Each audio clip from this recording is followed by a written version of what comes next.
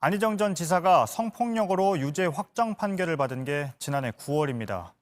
대법원은 폭행뿐 아니라 눈에 보이지 않는 사회, 경제, 정치적 힘으로도 상대를 제압할 수 있다고 했습니다.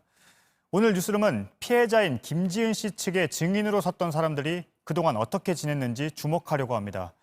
어떤 증인은 여당의 유력 당대표 주자의 캠프에 들어갔지만 항의가 심하니 숨어 있으라는 말을 들은 뒤에 물러나야 했습니다. 또 다른 증인은 결국 한국을 떠났습니다. 법적 판단은 끝났지만 피해자와 증인에겐 여전히 사회적 그리고 정치적 압력이 살아있는 현실을 지금부터 전해드리겠습니다. 김지아 기자입니다.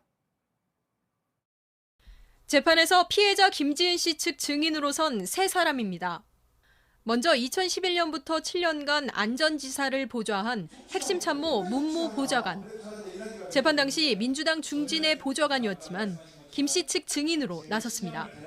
의원이 입각하면서 지난달 이낙연 의원 당대표 선거 캠프에 들어갔습니다. 사전 면접을 통해 상황관리팀장이란 보직을 맡기로 하고 출근했는데 나흘 만에 일방적으로 보직을 바꾸라는 통보를 받습니다. JTBC 취재 결과 문 전 보좌관이 캠프에 합류했다는 사실이 알려지자 안전지사 지인 등의 항의가 빗발쳤고 이에 캠프 관계자가 보직을 바꾸겠다고 전달한 것으로 확인됐습니다. 안전지사 측이 항의하니 다른 부서에 숨어 있으라고 했다는 겁니다. 이에 대해 캠프 관계자는 해당 압박에 대해서는 확인해 줄 수 없다면서도 표현이 다소 과장되게 이해됐을 수는 있겠다고 했습니다. 나가라는 말을 직접 한 적은 없다고도 했습니다. 들어온 것도 본인의 의지였고 그만두겠다는 한 것도 본인의 의지였습니다. 외부 압력 이런 거는 그건 제가 지금 문제는 아닌 것 같고요. 본인이 느꼈을 압박감이 있을 수도 있다고 생각해. 누군가 본인에게 누군가 이야기했다는 겁니다. 두 번째 증인, 안전지사 수행비서 등으로 8년간 일한 신모 씨. 2년 전 뉴스룸에 김 씨를 지지하는 인터뷰를 하기도 했습니다. 하지만 증인으로 선 후 본인과 가족 신변에 위협을 받는 일이 일어났습니다.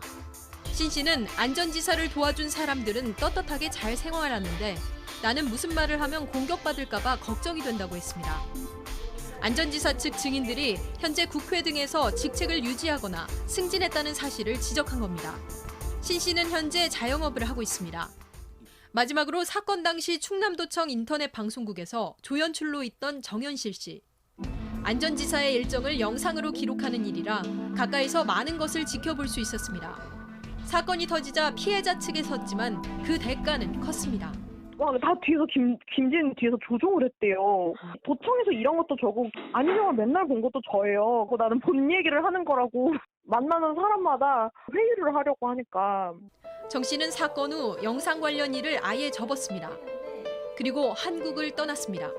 도와준 사람들은 정말로 낙인이 찍혀가지고 찍어내고 도와준 사람들은 그래도 쟤네는 배신은 안 해 이러면서 계속 영전을 하고. 보이지 않는 사회 정치적 힘에 의한 성폭력을 법원이 인정한 이 사건에 대해 세상이 바뀌었다고 떠들썩했지만 정작 당시 대리인은 아무것도 바뀐 게 없다고 말합니다. 그러니까 정치인의 위력이 그 개인의 권력으로만 있는 게 아니라 그 위력이 되게 집단적으로 형성되어서 지금 안희정은 감옥에 있지만 안희정의 위력은 여전히 국회 안에 존재하고 있구나. JTBC 김지아입니다.